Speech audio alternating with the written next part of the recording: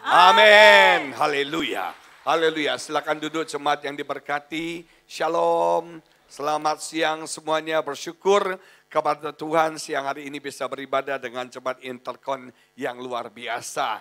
Pada siang ini saya mengajak kita membuka kitab 1 Timotius pasal yang ke-6 ayat yang ke-12. Kitab 1 Timotius pasal yang ke-6 ayat yang ke-12 menulis demikian. 1 Timotius 6 ayat yang ke-12 dikatakan begini. Bertandinglah dalam pertandingan iman yang benar dan rebutlah hidup yang kekal. Untuk itulah engkau telah dipanggil dan telah engkau ikrarkan ikrar yang benar di depan banyak saksi. Saya tertarik dengan kalimat pertama dari ayat ini yang menulis bertandinglah dalam pertandingan iman yang benar. Kalau Bapak Ibu punya Alkitab terjemahan bahasa Inggris, dalam terjemahan bahasa Inggris lebih jelas lagi. Dikatakan fight a good fight for a true faith. Fight a good fight for a true faith. Berjuanglah dengan benar untuk iman yang sejati. Berjuanglah dengan benar untuk iman yang sejati. Saya suka dengan kata berjuang. Karena hidup ini harus diperjuangkan. Hidup ini adalah perjuangan. Salami kiri kananmu bilang hidup ini adalah perjuangan.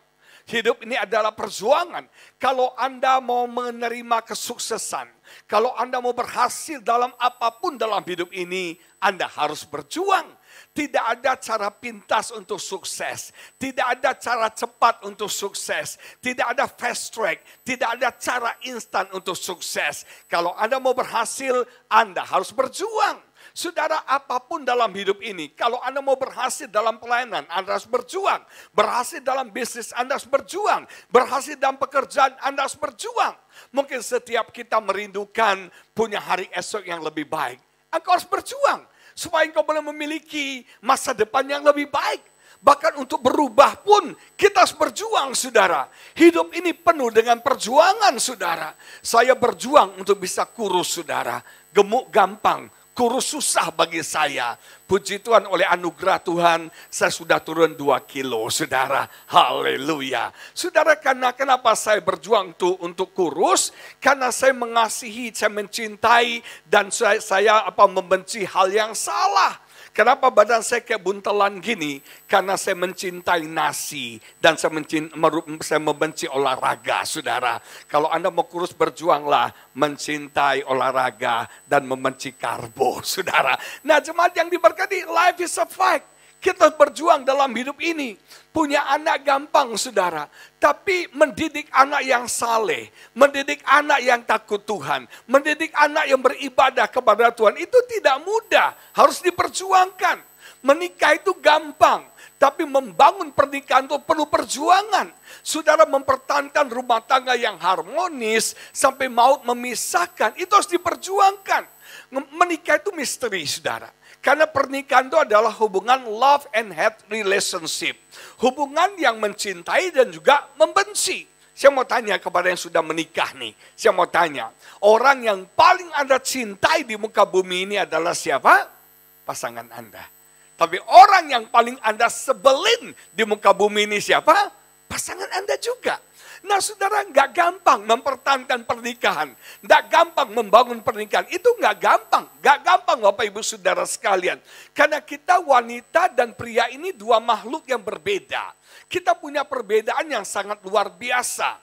Salah satu yang menonjol adalah, saudara, pria itu goal oriented. Pria itu langsung goal, straight to the point. Contoh, kalau pria ke mall, dia mau beli jas, dia pergi ke counter yang jual jas, dia pilih jasnya, sudah dapat dia bayar, selesai. Itu pria. Dia langsung mau cari apa di counternya, dia bayar, dia beli, selesai. Beda sama wanita. Wanita menyukai proses, saudara. Wanita kalau ke mall, dia mau beli lipstick. Dia keliling mall, dia lihat ada aksesoris Natal, dia beli. Dia lihat ada baju anak-anak, dia beli. Dia lihat ada parfum, dia beli. Semua dia beli kecuali lipstick. Itu wanita. Itu uniknya wanita. Nah saudara, kita ini berbeda. Dalam berumah tangga juga begitu. Pria itu goal oriented saudara. Misalnya suami istri bertengkar saudara. Nah ketika suami istri bertengkar, anggaplah suami cukup rendah hati, gentleman. Ketika suami salah dia berkata, "Ma, I'm sorry." Maaf. Walaupun jujur ya ibu-ibu ya, paling sulit buat pria mengucapkan kata maaf. Ada 3 kata yang pria jarang ucapkan. Yang pertama maaf, yang kedua terima kasih, dan yang ketiga I love you. Jarang banget saudara. Nah anggap suami gentleman, dan karena suami gentleman dia bilang sama istrinya, maaf. Nah kalau laki-laki sudah bilang maaf, itu artinya maaf. Masalah selesai. Case close. Itu bagi pria. Bagi wanita, apakah cukup permintaan maaf? Ya tega banget ibu-ibu sekalian. Cukup gak permintaan maaf? Enggak. Wanita menyukai proses. Enggak gampang cuma minta maaf coy. Dikit-dikit maaf. Minggu lalu lu minta maaf. Bulan lalu lu minta maaf. Yang penting tuh bukan perkataan maafnya. Yang penting tuh sikap lu berubah. Cara ngomong lu berubah. Lu gak begini lagi. Tunjukkan perubahan. Bagi wanita kepercayaannya akan kembali. Kan untuk kepercayaan wanita kembali dibutuhkan konsistensi saudara. Perubahan yang konsisten. Nah jemaat yang diberkati, untuk mempertahankan pernikahan kita harus berjuang. Bahkan untuk sembuh dari penyakit kita harus berjuang. Saya punya teman sakit kanker saudara. Satu hari dia datang, dia telepon saya. Dia bilang, "Pak Agus, saya mau ajak makan," katanya. Akhirnya saya bilang sama istri saya, sudah parah keadaannya, ayo kita makan sama dia. Waktu kita makan, waktu kita lagi asik makan, dia bilang, "Pak, saya udah gak kuat lagi. Saya udah gak sanggup lagi. Saya udah nyerah Pak." Aduh waktu dia bilang gitu, saya bilang, "Pak gak boleh. Harus semangat. You must have a fighting spirit. Kamu harus punya semangat juang yang luar biasa. Kamu gak boleh menyerah." Saudara, selalu ada saudara yang sakit kanker di tempat ini. Obat kanker itu cuma 3 saudara. Medis mungkin tidak terlalu banyak menolong. Obat kanker itu cuma 3. Yang pertama pola hidup yang sehat. Yang kedua adalah saudara pola makan yang baik. Dan yang ketiga semangat hidup. Kalau ada semangat hidup, Tuhan akan memperpanjang umur setiap kita. Nama Tuhan dipermuliakan, amin. Saudara, kita harus berjuang. Kita harus berjuang. Memang setelah teman saya berkata, saya udah gak kuat lagi, saya udah nyerah, saya udah putus asa. Beberapa hari kemudian, dia meninggal saudara. Oh, life is a fight. Hidup ini penuh perjuangan. Dalam hidup ini kita harus berjuang. Bahkan dalam iman kita harus berjuang. Apa yang kau cita-citakan? Apa yang kau harapkan? Apa visi yang Tuhan berikan dalam hidupmu? Engkau harus berjuang untuk meraihnya saudara. Apapun impian saudara, engkau harus berjuang untuk meraihnya. Alkitab berkata Tuhan menjanjikan tanah perjanjian, the promised land kepada bangsa Israel. Tapi bangsa Israel harus berjuang untuk merebut tanah perjanjian itu. Saya nggak tahu apa janji Tuhan bagi setiap kita. Saya nggak tahu apa promised land Tuhan bagi setiap kita. Tapi Anda harus berjuang supaya janji Tuhan terjadi dalam hidup kita. Destiny kita sudah ditentukan Tuhan. Tujuan hidup kita sudah ditentukan Tuhan. But you must fight to fulfill it. Engkau harus berjuang untuk bisa memenuhi destiny hidup setiap kita. Makanya Alkitab bilang, fight a good fight for a true faith. Kita harus berjuang dengan benar untuk iman yang sejati. Jangan pikir iman itu tanpa perjuangan. Hidup orang Kristen itu tidak mudah. Anda harus berjuang supaya Anda boleh memuliakan nama Tuhan, saudara. Bahkan seorang teman berkata, hidup jadi orang Kristen itu tidak mudah. Hidup jadi orang Kristen itu kadang-kadang impossible, saudara. But you must fight to make the impossible become possible. Membuat yang tidak mungkin jadi mungkin. Membuat yang tidak bisa jadi bisa. Iman itu tidak pasif. Iman itu berjuang, saudara. Kita harus berjuang. Kita harus berjuang dalam hidup ini. Life is a fight. Nah, saya mau beritahu saudara, kalau sempat kita ingin berbicara beberapa hal. Ada yang perlu diperjuangkan dalam hidup ini. Yang pertama, kita harus berjuang untuk mengasihi sesama kita. Kita harus berjuang untuk mengasihi sesama kita. Alkitab berkata, Paulus katakan ada 3 hal yang akan tinggal. Ada 3 hal yang kekal. Ada 3 hal yang remain, yaitu iman, pengharapan, dan kasih. Ini yang membuat ciri kita sebagai orang Kristen. Karena kita punya iman, kita punya pengharapan, dan kita punya kasih. Dan ini kekal. Saudara, 3 hal ini jangan sampai hilang dalam hidup setiap kita. Anda tahu, iblis itu mengincar apa? Iman Anda. Iblis itu ingin mencuri apa? Pengharapan Anda. Iblis ingin menghancurkan apa? Kasih dalam hidup kita. Apa jadinya kita orang Kristen? Kalau nggak punya iman, nggak punya pengharapan, nggak punya kasih lagi. Nah, jemaat, Alkitab berkata yang terbesar dari semuanya itu adalah kasih. Yang menjadi ciri utama dari orang Kristen adalah kasih. Dunia akan tahu kita murid Tuhan kalau kita hidup saling mengasihi. Bukan berapa banyak uang Anda, bukan apa posisi Anda di gereja, tapi orang akan lihat Anda orang Kristen adalah kalau Anda hidup saling mengasihi. Nah, Yesus katakan ada 3 objek kasih. Yang pertama, kasihilah Tuhan Allahmu. Yang kedua, kasihilah sesamamu. Dan yang ketiga, kasihilah dirimu sendiri. Tuhan, sesama, dan diri sendiri. Ini 3 yang harus kita kasih. Tuhan, sesama, dan diri sendiri. Saya mau tanya kepada jemaat GBI Interkon ibadah jam 11:30. Saya mau tanya, bagi Bapak Ibu Saudara sekalian, dari Tuhan, sesama, dan diri sendiri, yang paling susah kita kasihi yang mana? Yang paling sulit kita kasih yang mana? Saya mau kita bahas satu-satu. Mengasihi diri sendiri gampang nggak? Mengasihi diri sendiri gampang nggak? Gampang. Semua orang mengasihi dirinya sendiri. Kenapa Anda mendandani tubuh Anda? Kenapa Anda merawat diri Anda? Kenapa Anda pakai make up yang cantik dan pakai rambut tralala, trilili, saudara? Karena kita mengasihi diri kita sendiri. Kenapa kita merawat tubuh kita? Kita pedicure, medicure, kita krembat, krembong, saudara. Kita masker sini, masker sini. Karena kita mengasihi diri kita sendiri. Kita ingin tampil cantik, kita ingin tampil sempurna, betul nggak? Apa buktinya orang mengasihi diri sendiri? Yang Anda posting di Instagram Anda apa? Diri sendiri. Betul nggak? Instagram untuk pamer diri, saudara. Kalau Anda posting foto rame-rame, kalau bisa yang lainnya blur, saudara. Anda sendiri yang menonjol. Betul nggak? Itu artinya kita mengasihi diri kita sendiri. Semua orang merawat dirinya karena dia mengasihi dirinya sendiri.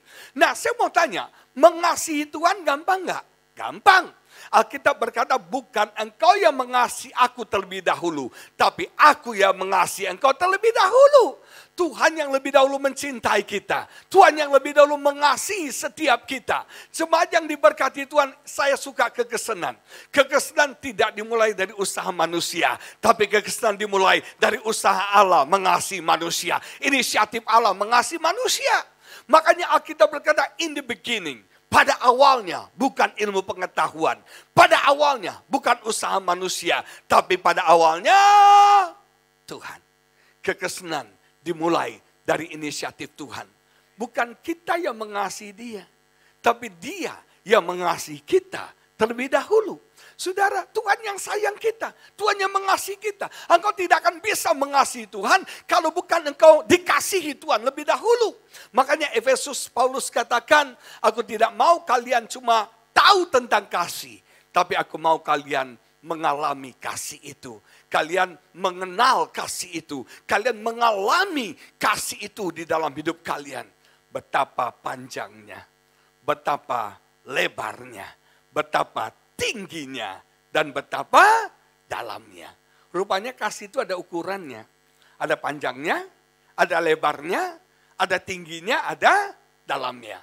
Saudara, saya mau tanya, Anda tahu nggak berapa panjang kasih Tuhan sama kita? Anda tahu berapa panjang kasih Tuhan sama kita? Kasih Tuhan panjangnya forever. Selama-lamanya. Forever and ever, saudara. Kasih Tuhan itu kekal. Kasih Tuhan itu selama-lamanya kepada setiap kita. Kasih manusia bisa hilang. Kasih manusia bisa expire. Tahun ini kau bilang I love you. Tahun depan kau bilang I hate you. Betul gak saudara? Orang bilang aku sayang kamu. Tapi nanti bilang aku benci kamu. Kasih manusia bisa dingin. Kasih manusia bisa berubah. Tapi kasih Tuhan tidak pernah berubah dalam hidup setiap kita. Satu hal yang Anda harus tahu. Tuhan tidak pernah berhenti mengasihi setiap kita. Allah mengasihi Anda forever and ever. Amin. Kasih manusia bisa berhenti. Kasih manusia bisa berakhir. Kasih manusia bisa hilang. Tapi kasih Tuhan tidak pernah hilang selama-lamanya. Dia tidak pernah berhenti mencintai setiap kita. Berapa lebarnya kasih Tuhan sama kita. Kasih Tuhan lebarnya everywhere. Dimanapun kau berada, Tuhan mengasihi engkau. Mungkin sekarang kau ada dalam kegagalan. Ingat, Tuhan tidak buang Anda. Tuhan mencintai Anda.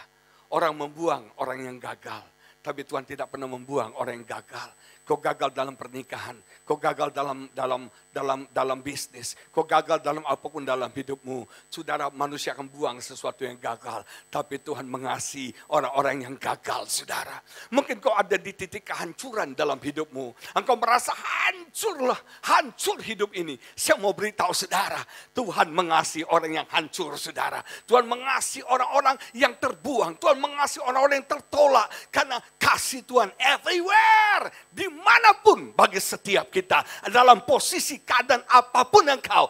Saya mau beritahu saudara, Tuhan mengasihi setiap kita. Mungkin sudah bertanya, Pak, berapa tinggi kasih Tuhan? Kasih Tuhan lebih tinggi dari pergumulan Anda. Lebih tinggi dari masalah Anda. Saya nggak tahu apa masalah setiap kita. Semua orang punya masalah, amin. Semua orang punya masalah. Tapi satu hal Anda tahu, kasih Tuhan lebih tinggi dari masalah kita. Apapun masalahmu, apapun pergumulan kamu, kasih Tuhan lebih hebat dari semua masalah pergumulan kita. Tuhan akan berikan jalan keluar, Tuhan akan berikan kekuatan, Tuhan akan berikan solusi bagi setiap kita. Berapa dalamnya kasih Tuhan? Kasih Tuhan lebih dalam dari semua dosa, kesalahan, dan pelanggaran kita. Yesus katakan, aku datang bukan untuk orang benar, tapi aku datang untuk orang berdosa. Kasih Tuhan lebih besar dari semua dosa Anda. Kasih Tuhan lebih besar dari semua pelanggaran Anda. Karena kasih Tuhan lebih besar dari semua dosa kita, maka saudara dan saya bisa diampuni dosa-dosa kita. Celaka kita. Kalau kasih Tuhan tidak lebih besar, tidak lebih dalam daripada dosa kita, kita nggak akan bisa diampuni. Tapi karena kasih Tuhan lebih dalam dari semua dosa kita, dari semua kesalahan kita, maka saudara dan saya menjadi orang sangat diberkati. Karena dosa-dosa kita sudah diampuni oleh Tuhan. Amin. Nah jemaat, mengasihi Tuhan gampang. Mengasihi diri sendiri sudah natural kita. Yang sulit adalah mengasihi sesama. Kenapa mengasihi sesama sulit? Karena masalahnya kita punya ego.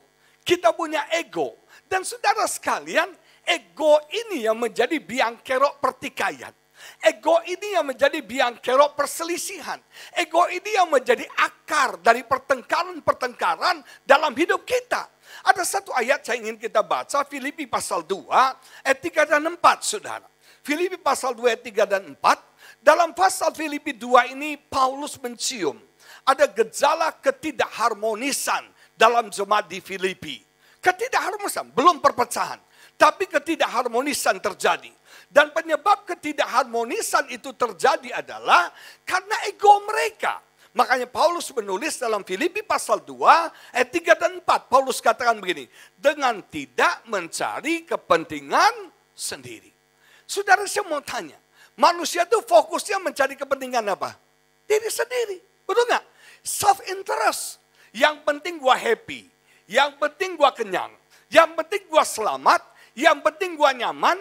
Yang penting gua baik-baik. Yang penting bisnis gua lancar. Masa bodoh sama orang lain. Yang kita kejar, yang kita cari, kepentingan diri kita sendiri. Kalau Anda menikah supaya Anda bahagia, Anda tidak akan bahagia. Tapi menikahlah supaya Anda bisa membahagiakan pasangan Anda. Generasi ini generasi yang egois. Generasi yang self-consume. Generasi yang narsistik, saudara. Semua pusatnya ego. Semua pusatnya diri sendiri. Kata utama sekarang adalah me. Kata utama sekarang saya. Me. This is me. This is me. This mine. Me. We are. Saya. Manusia itu self-consume banget. Kalau ini gak ada urusan sama gue gak terlibat coy.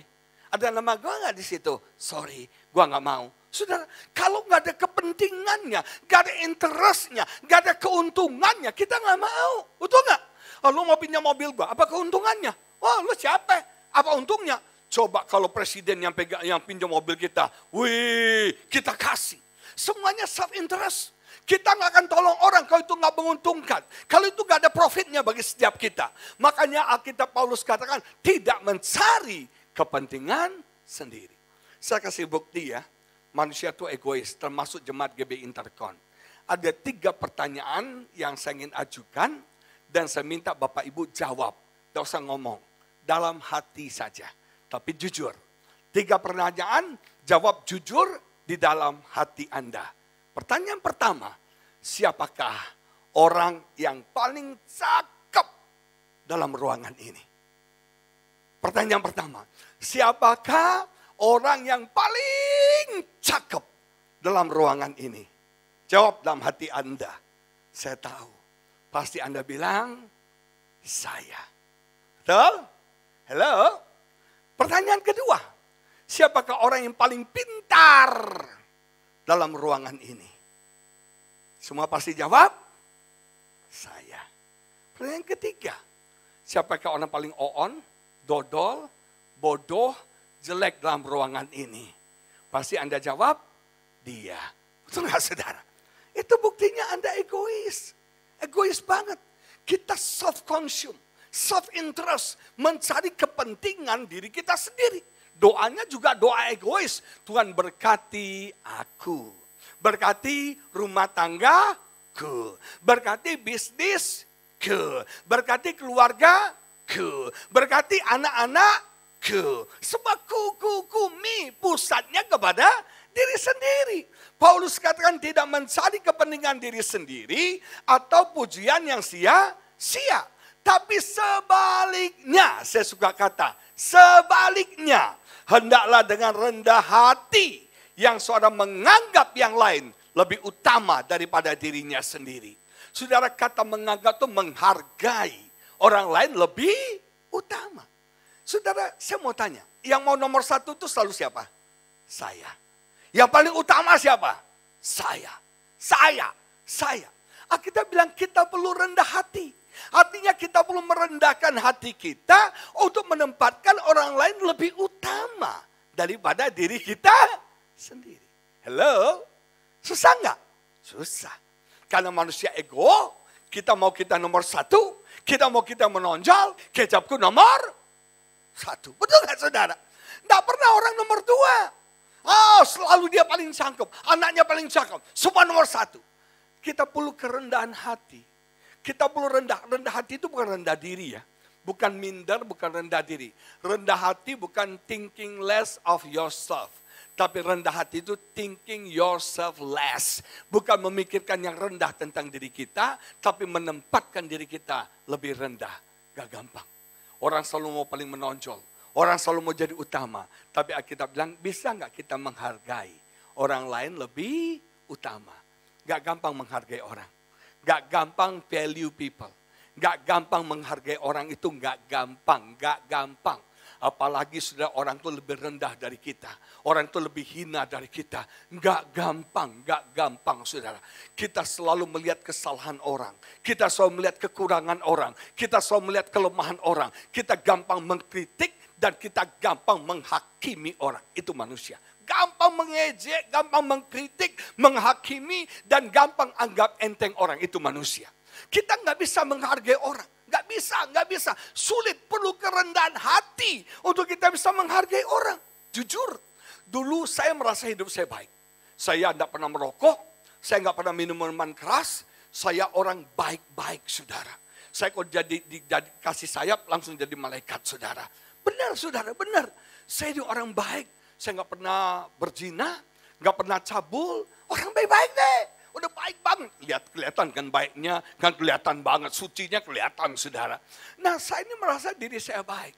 Kalau ada orang yang punya cacat, saya nggak nganggap orang itu. Dia pernah bercerai, sorry, lu nggak level gua. Dia mabok-mabok, sorry, lu nggak komunitas gua. Orang yang pernah hancur hidupnya, sorry. Gue ini levelnya baik-baik coy. Enggak level kayak lo yang hancur. Saya selalu begitu. Tapi akhirnya Tuhan buka hati saya. Kamu jangan lihat kelemahan orang. Jangan lihat kesalahan orang. Tapi belajar menghargai orang. Karena saya belajar satu hal gini, Tuhan aja menghargai mereka. Tuhan menghargai orang yang hancur. Tuhan menghargai orang yang broken. Tuhan menghargai orang. Apa hak saya untuk tidak menghargai mereka? Apa hak saya menghakimi mereka? Saudara jujur, kita kadang-kadang Farisi. Betul nggak? Kita selalu cari salahnya dia apa ya? Dosanya dia apa ya? Kesalahannya dia apa ya? Saya tadi saya katakan, waktu Tuhan pilih Harun jadi imam besar. Kalau saya ada di tempat pada waktu itu, saya bilang, objection, your majesty, saudara. Saya bilang, Tuhan, saya menolak, saya menentang Harun jadi imam besar. Bagi saya nggak layak orang seperti Harun jadi imam besar. Mestinya jadi imam besar itu orang kayak baik-baik kayak saya gini loh ya. Yang kudus, yang suci, yang dosanya diam-diam gitu loh. Itu cocok jadi imam besar. Harun itu pernah berdosa, salah besar, pemimpin yang salah, pemimpin yang gagal. Waktu Musa naik ke Gunung Sinai, saudara, waktu itu Musa terima perintah Allah, Harun dipercayakan mengembalakan bangsa Israel sekian juta orang, saudara. Oh, orang Israel jadi liar. Mereka melebur emas mereka, membuat lembu, saudara, dan kemudian mereka menyembah lembu itu dengan keadaan telanjang dan orgi, melakukan hubungan seksual sembari menyembah patung itu. Mereka menari-nari, mereka telanjang, mereka melakukan hubungan seksual, dan itu kepalanya siapa? Harun. Gak cocok jadi kabit.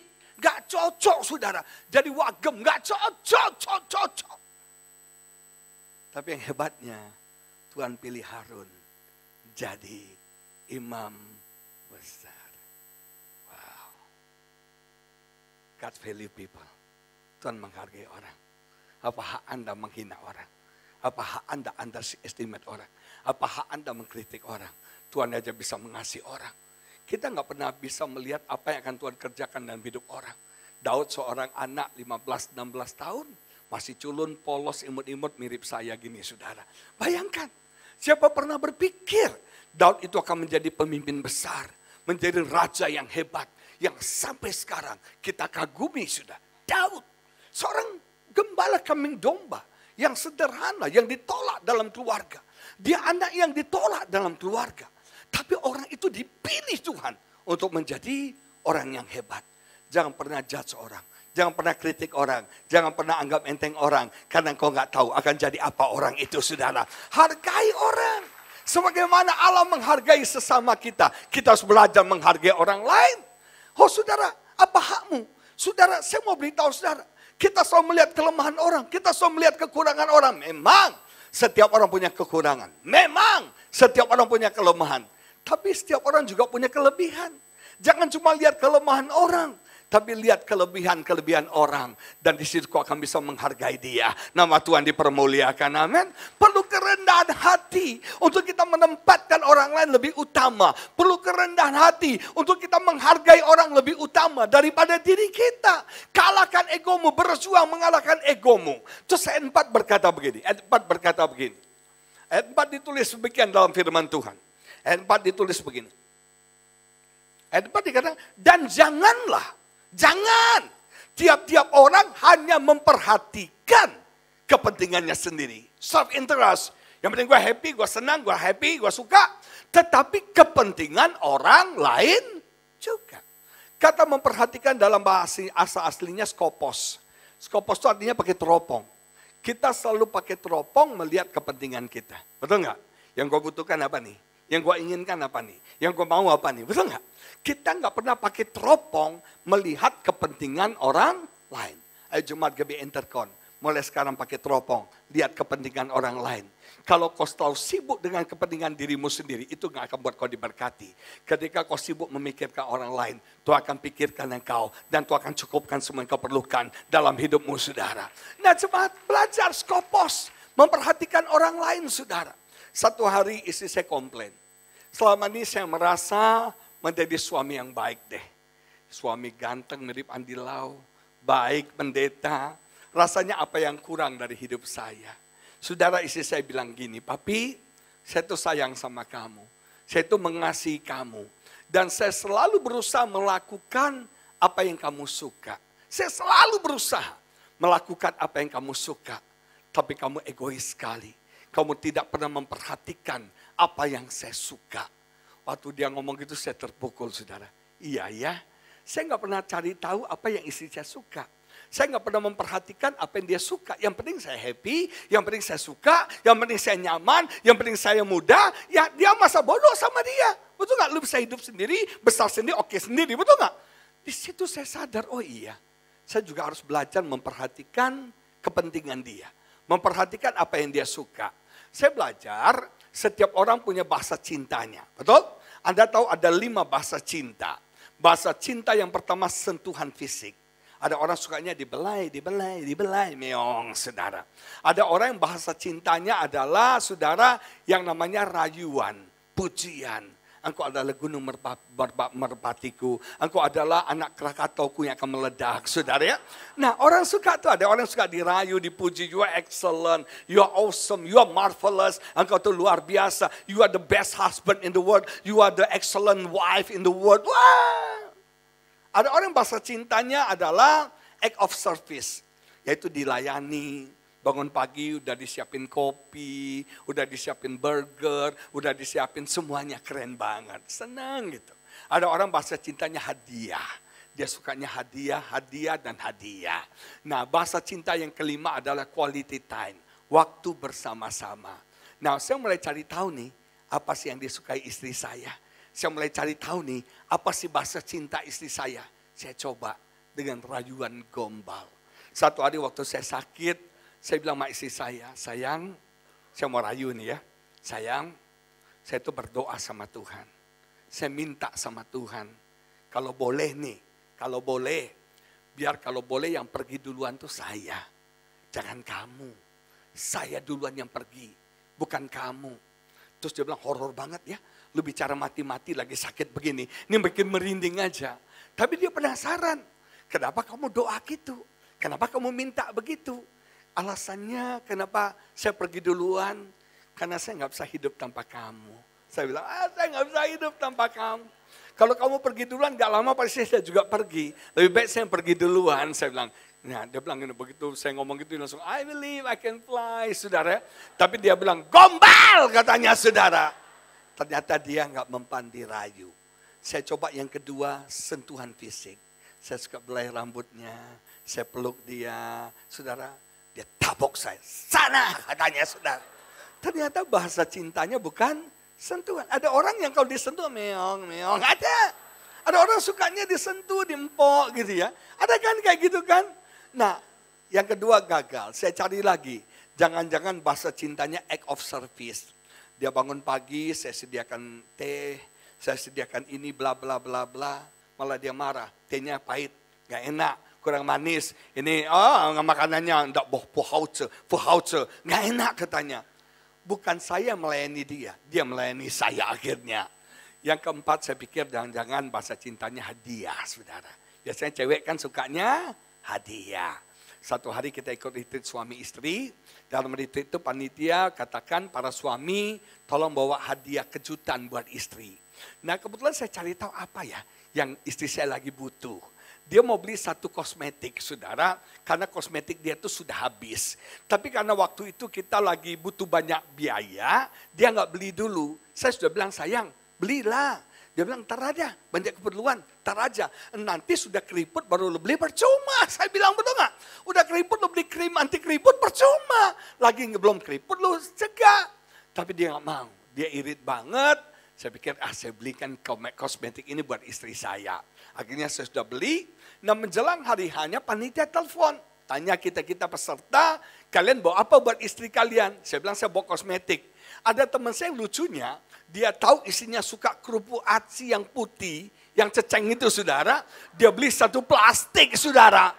Wah tega banget ya saudara. Kerupuk yang aci Rp1.000 itu. Nah saudara, akhirnya panitia bilang jangan bawa itu dong. Bawanya itu perhiasan, lebih cantik kan. Gelang kek, anting kek, kalung kek, kan manis katanya. Oh ternyata harus perhiasan. Akhirnya saya pergi ke toko perhiasan, istri saya sudah lama sekali pingin punya kalung salib. Kalau bisa ada berliannya, berlian Situmeang, berlian Manurung, saudara ya. Pingin banget punya berlian. Jadi saya belilah satu kalung salib. Kamu pakai nggak hari ini saya? Oh, masih dipakai sampai hari ini. Bisa disorot di isi saya, ada kalung salibnya. Nah saudara, saya belilah kalung salib. Ketika tiba hari hanya kita di malam terakhir, candlelight dinner, romantik banget. Saya sama istri saya duduk berhadapan. Dia pakai gaun malam, rambutnya terlalala, terlili keren banget. Saya pakai jas, pakai dasi, formal banget. Nah waktu sudah bagian memberikan hadiah, saya keluarkan krim itu, kosmetik itu. Waktu saya kasih sama istri saya, dia lihat, dia seneng. Dia seneng banget. Saya bilang, sayang, gak cuma itu, masih ada yang lain buat kamu. Saya keluarkan kalungnya, saya pasangkan di lehernya. Begitu saya duduk, dia lihat, ini harga berapa? Lu beli pakai apa? Kartu kredit nyicil gak nih? Lu ini boros-boros saja nih, bukannya simpan duit. Gak perlu gini-gini katanya. Saya bukannya diterima kasih, dimarahin saudara. Aduh puji Tuhan banget loh Pak Bu. Istri saya bahasa cintanya bukan hadiah. Kalau bahasa cintanya hadiah, habis kolektor saya hari sini kasih hadiah buat dia. I love you baby, I love you. Ternyata bahasa cintanya cuma satu, quality time. Suka sama-sama. Dia tuh suka ditemenin sama-sama. Kemana aja kami itu berdua. Kemana aja sama-sama. Bahkan maaf, kalau dia ada ketemu sama teman-temannya, sepupunya yang cewek-cewek, saya harus ikut jadi James Bond, saudara ya. Dan saya harus jadi cowok kepo di antara ibu-ibu kepo, ya saudara. Saya nggak suka. Saya bukan kepoan setiawan gitu, bukan. Tapi saya demi bahasa cinta. Saya menemani, mendampingi istri saya. Kemanapun harus sama-sama. Kemanapun harus sama-sama. Walaupun saya nggak suka. Tapi itu bahasa cinta. Kamu happy sekarang kan sayang kan? Haleluya. Nah saudara, jangan cuma ego kita. Perhatikan apa yang orang lain butuhkan. Kepentingan orang lain, bukan cuma kepentingan diri kita. Gak pernah puas. Kita akan menuntut. Tidak akan pernah puas. Belajar memperhatikan orang lain. Saudara, yang namanya mengasihi sesama itu gak mudah. Apalagi orang yang menyakiti kita. Orang yang melukai kita. Orang yang mengecewakan kita. Kita hidup di dunia yang sudah berdosa. Dalam dunia yang berdosa tidak ada yang sempurna. Gak ada suami yang sempurna. Gak ada istri yang sempurna. Gak ada pendeta yang sempurna. Gak ada gereja yang sempurna. Kecuali di jalan sempurna. Gak ada saudara. Kalau Anda menemukan gereja yang sempurna di Jakarta Barat ini. Begitu Anda jadi jemaat, gerejanya langsung tidak sempurna saudara. Gak ada. Saudara makanya para jomblo-jomblo yang happy dan abadi saudara. Saya mau beritahu saya nggak ada cewek yang sempurna. Kalau Anda mencari istri malaikat menjelma menjadi manusia nggak ada. Saya cuma bilang sama saudara ngaca bercermin. Saudara bercermin. Benar saudara. Emangnya lu ganteng, betul nggak saudara?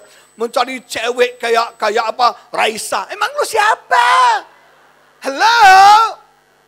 Mau cari cowok ke Justin Bieber, emang lu siapa? Selena Gomez. Selena Gomez yang ada. Nah saudara jemaat, saudara, dunia ini gak ada yang sempurna. Semua orang bisa menyakiti kita. Yang paling mengerikan adalah, orang yang paling menyakiti kita adalah orang yang paling kita cintai. Hello? Orang yang paling dekat sama kita, itu yang paling menyakiti hati kita. Daud katakan, sudah teman baikku, teman sepelayananku, orang kepercayaanku. Kita sama-sama ke gereja, bandonya sama, bajunya sama, lipstiknya pakai berdua. Orang itu nyakitin kita, sakitnya tuh di sini. Betul nggak? Orang yang paling dekat, orang yang paling mengerti, orang yang paling kita percayai, orang yang paling kita cintai. Mereka menyakiti kita sakit banget. Tapi saya belajar satu hal. Kita nggak bisa mengendalikan orang untuk tidak menyakiti kita. Semua orang bisa menyakiti kita, siapapun juga. Tapi kita bisa mengendalikan untuk tidak sakit hati, untuk tidak kecewa. Tapi ada satu kebenaran yang saya pelajari, yang saya mau bagikan. Kita nggak bisa mengendalikan orang untuk tidak melukai kita. Tapi kita yang bisa memutuskan berapa lama luka itu akan tinggal dalam hidup kita. Anda yang kendalikan berapa lama luka, dendam, sakit hati itu akan tinggal dalam hidup Anda. Satu hari saya diminta melayani seorang oma yang sudah tua, sudah sepuh banget, saudara. Anaknya bilang, Pak, nih mami kok nggak pergi-pergi ya? Dan kebetulan saya terkenal sebagai pendeta pencabut nyawa pada waktu itu, saudara. Saya diminta untuk mendoakan si oma. Nah, waktu saya datang ketemu si oma, omanya sudah lemah, sudah tua banget. Saya pikir mau konseling apa ya? Tidak bisa, lemah sekali. Akhirnya saya dapat hikmat dari Roh Kudus untuk ngajak oma ini doa Bapa kami. Semua orang Kristen pasti tahu doa Bapa kami, betul nggak? Bapa kami ada di surga, dikuduskanlah namamu. Dia bilang, oma ulangi ya. Saya bilang, Bapa kami ada di surga. Oma itu dengan terbata-bata, Bapa kami yang ada di surga. Lancar, lancar semua. Ketika bagian ampunilah kami, seperti kami mengampuni orang bersalah kepada kami. Oma itu gak bisa ngomong, ayo oma ampuni. Ayo oma ampuni. Gak bisa. Oh, something wrong. Saya tanya oma ada apa? Kenapa oma gak bisa ngomong ampunilah kami seperti kami mengampuni orang bersalah kepada kami? Kenapa? Omanya nangis. Dia nangis dan dia cerita. Dia simpan kepahitan. Dia simpan dendam, kebencian kepada suaminya. Anda tahu kejadiannya dari zaman Belanda dulu, saudara. Kejadiannya sudah long time ago in Bethlehem. Sudah zaman Belanda dulu. Dan suaminya sudah meninggal sekian puluh tahun sebelumnya. Tapi dendam, sakit hati, kebenciannya masih ada. Saudara, ada satu ayat, Efesus 4. Efesus 4 menulis begini. Efesus 4 menulis demikian. Efesus 4 ayat 26. Dikatakan demikian dalam firman Tuhan. Efesus 4 ayat 26. Apabila kamu menjadi marah. Saya mau tanya, kita bisa marah gak sih? Bisa marah gak sih? Marah. Kadang-kadang marah itu karena sayang. Betul gak saudara? Istri saya kadang-kadang suka cerewetin saya. Kenapa? Sayang. Terlalu sayang makanya terlalu cerewet. Saudara ya, kita gak akan marahin anak tetangga. Yang kita marahin anak kita sendiri. Kenapa? Sayang. Saudara, nah, apabila kamu menjadi marah, janganlah kamu berbuat dosa. Janganlah matahari terbenam sebelum padam amarahmu. Marah itu nggak salah. Yang salah itu menyimpan kemarahan. Sakit hati itu bisa terluka. Tapi yang salah adalah menyimpan dendam, menyimpan kebencian, menyimpan kepahitan. Masa kepahitan dari zaman Belanda masih kita mau bawa lagi ke bulan ini, saudara. Ayo jemaat, sampah itu buang. Buang. Dan kita masuk ke tahun yang baru. Dengan hati yang baru. Dengan hidup yang baru. Nama Tuhan dipermuliakan. Amin. Saudara, saya belajar. Ada dua hal dalam Alkitab Matius 7 yang bersifat bumerang. Bumerang. Bumerang yang saya masukkan bukan begini. Bukan, saudara ya. Itu bumerang juga. Ayo bumerangnya, gitu. Bukan. Bumerang yang saya masukkan bumerang itu. Bumerang itu artinya apa? Apa yang kamu lempar akan kembali kepada kamu. Ada dua hal yang seperti bumerang. Yang pertama, penghakiman. Kalau Anda mengkritik, menghakimi orang lain, Anda juga akan dihakimi. Yang kedua, pengampunan. Kalau Anda mengampuni orang lain, Anda juga akan diampuni. Nama Tuhan dipermuliakan. Amin. Nah, saudara, sekarang saya mau bagikan cepat. Bagaimana caranya kita bisa mengampuni? Banyak orang bergumul untuk bisa mengampuni. Caranya kita baca. Amsal 19 ayat 11 menulis demikian. Amsal 19 ayat 11. Amsal 19 ayat 11. Akal budi membuat seseorang panjang sabar. Tapi kalimat kedua Anda perhatikan. Dan orang itu dipuji. Orang itu dihargai karena apa? 1, 2, 3 baca. Karena apa? Karena memaafkan pelanggaran. Dalam bahasa Inggrisnya bagus. Kata memaafkan pelanggaran itu dalam bahasa Inggrisnya overlooking wrongdoing. Kita harus melihat melampaui kesalahan orang lain. Saudara, sebagai manusia, istri saya bisa bersalah sama saya. Bisa nggak? Bisa. Gak usah contoh orang lain sayang ya. Kamu aja sayang ya. Sebagai manusia dia bisa bersalah sama saya. Sebagai manusia Pak Watari bisa mengecewakan saya. Kesalahan kita selama ini adalah kita ketika orang menyakiti kita, fokus kita pada apa? pada orang itu. Fokus kita pada apa? Kejadiannya. Karena orang yang bernama Watari menyakiti kita, kita blacklist semua nama Watari dalam hidup kita, saudara. Betul nggak? Kalau orang muka seperti ini, dia menyakiti kita. Begitu kita lihat muka seperti ini, langsung trauma. Betul nggak? Nah, fokus kita pada kejadiannya. Aduh Pak, kok saya ingat Pak, sakit sekali. Kok saya ingat Pak, pahit sekali. Fokus kita kepada orangnya. Fokus kita pada kejadiannya, salah. Alkitab bilang overlooking wrongdoing. Artinya apa? Kita harus melihat melampaui kejadian.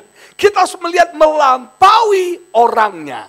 Karena di balik ini ada Tuhan. Amin. Tidak ada yang kebetulan terjadi. Apapun yang terjadi dalam hidup Anda, pasti ada maksud Tuhan. Pasti ada tujuan Tuhan. Saya belajar di sepupu saya yang bernama Yusuf, saudara ya. Kami itu sama-sama imut-imut, cakep ya. Ya, Yusuf itu dikhianati saudara-saudaranya. Dia difitnah oleh istri Potifar, dikhianati jadi budak. Dari budak difitnah masuk ke dalam penjara. Di dalam penjara dilupakan oleh juru minum raja 2 tahun. Dia dikhianati, difitnah, dan dilupakan. Hidupnya hancur, cur. Tapi Anda pernah baca nggak Yusuf sakit hati? Anda pernah baca nggak? Yusuf merencanakan pembalasan dendam. Pernah dengar Yusuf membalas dendam? Merencanakan sesuatu kepada orang-orang yang sudah menyakiti dia. Saya akan hancurkan saudara-saudara saya. Saya akan hancurkan isi Potifar. Dan saya akan hajar itu juru minum raja. No. Yusuf mengampuni mereka. Bahkan saudara perhatikan. Waktu saudara-saudaranya datang kepada Yusuf, mau beli gandum, mereka tadinya gak kenal. Akhirnya Yusuf bilang, bro, I want to tell you something. Aku Yusuf yang kamu khianati itu. Aku Yusuf yang kamu jual itu. Mereka langsung, orang Jawa bilang, dredak. Mereka bilang, bro, ampuni kami bro. Biar kami jadi budakmu. Saudara bayangkan ya, mereka menjual Yusuf jadi budak. Sekarang mereka menawarkan diri jadi budak, senjata makan Tuhan, saudara. Mereka mau jual Yusuf jadi budak. Sekarang mereka menawarkan jadi budak. Tapi apa jawaban Yusuf? No bro, no. Kamu merencanakan yang jahat pada aku. Tapi dikatakan apa? Tuhan merencanakannya untuk kebaikan. Jangan lihat apa yang orang buat dalam hidupmu yang menyakitkan engkau. Tapi di balik itu ada rencana Tuhan. Di balik itu ada maksud Tuhan. Di balik itu ada tujuan Tuhan. Justru melalui pengkhianatan. Justru melalui fitnah. Justru melalui dilupakan. Tuhan mengangkat Yusuf menjadi raja muda di Mesir. Saudara, mestinya Anda jangan kecewa dengan orang menyakiti Anda. Mestinya Anda bilang, bro thank you banget. Lu udah khianati gua bro. Thank you banget Tante Potifar ya. Tante Potifar udah fitnah saya. Aduh thank you banget Tante. I love you so much Tante. Karena Tante sudah buat saya dalam penjara. Dan juru minum raja. Saya mau beritahu kamu lupain saya. Aduh kamu sia-sia mau lihat godang. Thank you. Karena kalau nggak ada kalian-kalian. Nggak ada istana buat saya. Jemaat yang diberkati. Apapun peristiwa buruk yang kau alami. Lihat Tuhan. Pasti ada rencana baik, pasti ada berkat, pasti ada sesuatu yang kau mau kerjakan dalam hidup setiap kita. Gak perlu sakit hati, gak perlu kepahitan. Anda pikir kalau Anda kepahitan, orangnya akan sengsara. Orangnya malah happy, sudah kita yang tambah sakit hati. Betul gak? Anda pikir dengan Anda sakit hati, masalah selesai. Enggak, Anda yang sakit kanker. Belajar mengampuni. Kita masuk tahun baru dengan hati yang baru. Nama Tuhan dipermuliakan. Saudara terakhir, masih ada, saya minta sedikit waktu. Setelah 2 tahun Titanic tenggelam. Ada satu kapal lain yang tenggelam tapi tidak terdengar. Nama kapal itu Empress of Ireland. Nah kapal itu berlayar dari Kanada ke London. Dan saudara, dalam perjalanan kapal itu ada 1.400 penumpang. Ada pengusaha, ada selebriti, sosialita, artis, semuanya ada di sana. Buruh, tukang, semua ada di situ. Nah, ternyata kapal itu tenggelam. Berbeda dengan Titanic. Titanic tenggelam itu ada proses waktunya, betul nggak? Makanya bisa jadi film, ada Leonardo DiCaprio, sepupu saya. Nah, sudah keren banget kan? Nah, tapi ini kapal beda. Dia itu tenggelamnya dengan cepat. Hanya dalam hitungan 10 menit kalau nggak salah, itu kapal itu sudah ke dasar laut, saudara.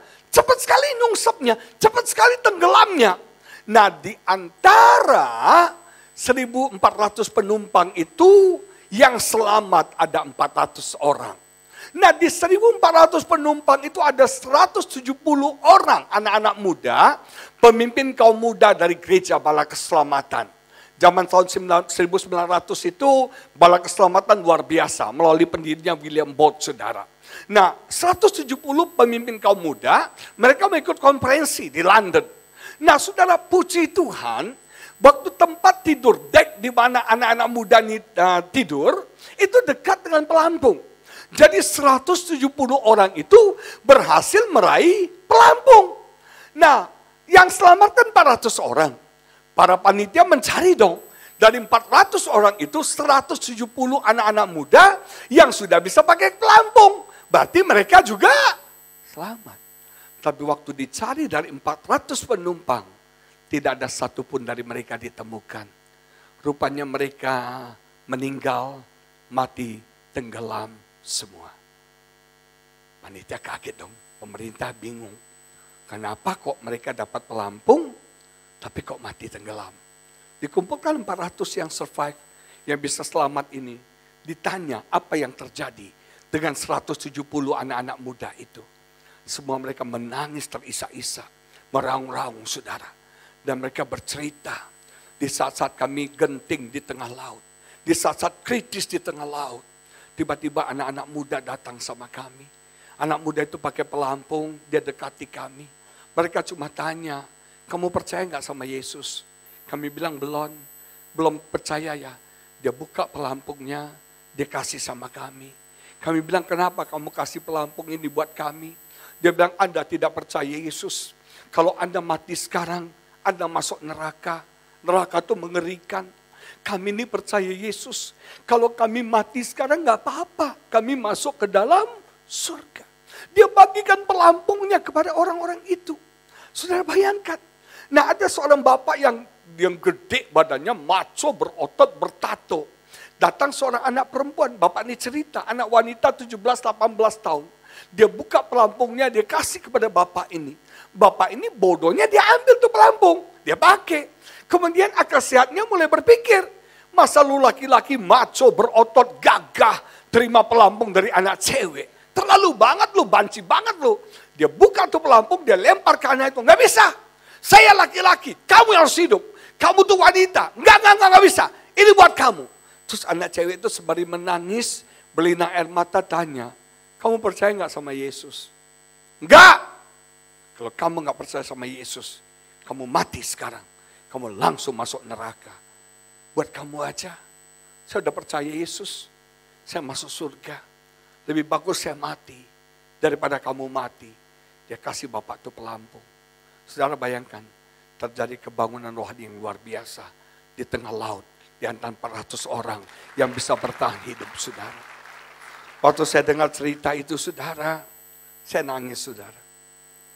Dalam hati saya berpikir, apa masih ada ya zaman now?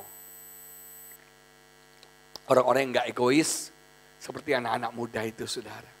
Mereka bisa hidup loh. Mereka bisa selamat.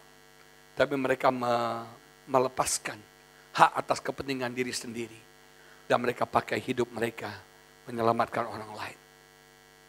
Saya berpikir masih ada nggak di GBI Intercon ya, yang kayak gitu ya. Dia membisu ya. Anak-anak muda yang tidak egois, mereka bisa selamat, mereka bisa hidup, tapi demi orang lain.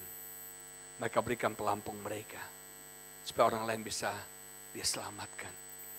Saya nggak bisa bayangkan kebangunan rohani yang luar biasa di antara 400 orang yang melihat kejadian itu, saudara. Saya nggak bisa bayangkan bagaimana perasaan orang yang menerima pelampung dan lihat anak-anak muda itu mati tenggelam, saudara. Saya nggak tahu, kalau saya ngalami itu saya nggak tahan saudara. Tapi saya mau beritahu saudara, ini saatnya kita fight. Bukan untuk diri kita sendiri, tapi kita fight untuk mengasihi sesama kita. Nama Tuhan dipermuliakan. Ini saatnya kita berjuang untuk mengampuni orang-orang bersalah kepada kita. Tuhan memberkati.